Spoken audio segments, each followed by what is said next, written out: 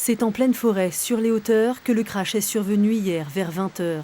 Un habitant de Zundernach, témoin de la scène, a d'abord vu l'avion voler très bas, autour des arbres. Puis il a entendu un sifflement, le craquement d'un arbre et l'explosion. Gendarmes et pompiers sont très vite intervenus sur ce crash visiblement violent. Le choc a été très violent, voilà, et il est venu frapper le sol en direct, ce qui a encastré l'engin au sein même de la terre. Donc ça a pris un peu de temps, en plus il faisait un brouillard très épais, la nuit qui était présente, donc ça a complexifié un peu l'intervention dans un milieu humide. Vous avez travaillé toute la nuit? Une bonne partie de la nuit jusqu'à 3 h du matin.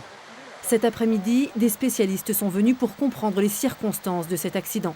Le pilote de l'avion de tourisme était parti de l'aéroport de Bâle-Mulhouse et se rendait à Saint-Dié dans sa résidence secondaire.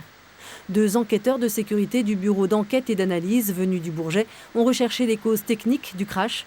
Sur place aussi, des gendarmes de la brigade de transport aérien de Strasbourg et des gendarmes de Münster qui mènent 2 enquêtes parallèles pour le parquet de Colmar. Là on est plutôt sur un volet enquête. Donc l'objectif c'est de rechercher des traces qui n'ont pas encore été découvertes cette nuit, de pouvoir identifier complètement la personne, voilà, des recherches d'ADN, des recherches de traces qui peuvent orienter sur les circonstances de l'accident. Le site sera interdit de passage encore quelques jours, le temps de terminer les recherches, le temps aussi d'évacuer les débris et de dépolluer le lieu du crash.